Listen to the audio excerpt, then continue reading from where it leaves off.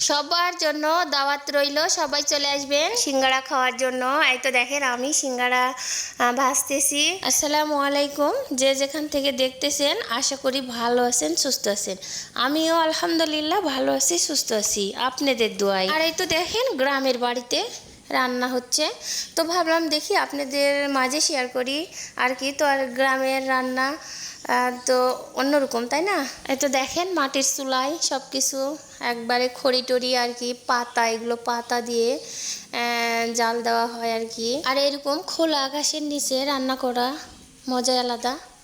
আর এই তো দেখেন আগুন ধরতেছে না, তো যাই হোক ধরছি আর কি, আর ধুমা হচ্ছে এখানে। তো আমি একটু সাইডে গেলাম আর কি। আর প্রচণ্ড গরম এখন। আর এখন ডিম ভাজি করা হবে। তো দেখেন এত সুন্দরভাবে ডিম ভাজবে আমার যা, দেখেন অসাধারণ আর কি। আর এরকম ডিম মনে হয় আপনারা ভাজেন না, দেখেন সব কিছু দিয়ে আগে করে নিচ্ছে।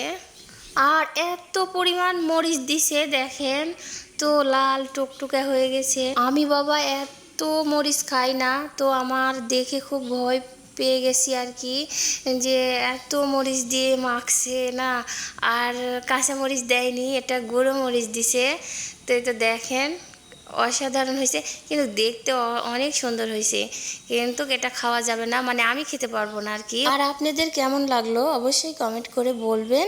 গ্রামে একটাই শান্তি, একটা না সব দিকেই শান্তি আছে, কেননা দেখেন মাটির চুলায় খড়ি দিয়ে জাল দিলে ইচ্ছে মতো সব কিছু রান্না করা যায়, ইচ্ছে মতো জাল দেওয়া যায়। আর দেখেন সবাই যতই মানে তাদের গ্যাস থাক বা কারেন্টের চুলায় থাক, কিন্তু এরকম করে রান্না হয় না। মানে খড়ির চুলায় অনেকক্ষণ ধরে মানে রান্না করা যায়, মনে করেন অনেক জাল দিয়ে দিয়ে আর কি, ভালো লাগে। আর গরুর মাংস তো অসাধারণ লাগে খড়ির চুলায়, মানে অনেক জাল দিলে একবারে কালারটা অনেক সুন্দর হয় আর অসাধারণ হয়। তো এই তো দেখেন, আর এই তো সিঙ্গারাগুলো ভাজতেছি, একটু আমি হেল্প করতেছি আর কি।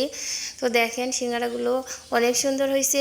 আর সবার জন্য দাওয়াত রইল, সবাই আসবেন সিঙ্গারা খাওয়ার জন্য।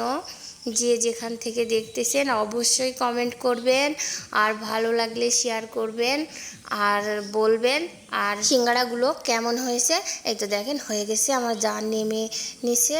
তো যাই হোক ওখানে এখন ভাত উঠিয়ে দিবে, আর সিঙ্গারাগুলো এখন উঠিয়ে নিচ্ছে। আর আমার বাবাটা তো অনেক চিল্লাপাল্লা করতেছে কখন হবে, মানে ওই খাবে তাই। আর আমার বাবাটা গরম গরম সিঙ্গারা 3-4টা 5টা না হলে হবেই না, একসাথে খেয়ে নেবে। তো যাই হোক সবাই ভালো থাকবেন, সুস্থ থাকবেন, আর আমার জন্য দোয়া করবেন। পরবর্তী ভিডিওতে আবার দেখা হবে। আল্লাহ হাফেজ।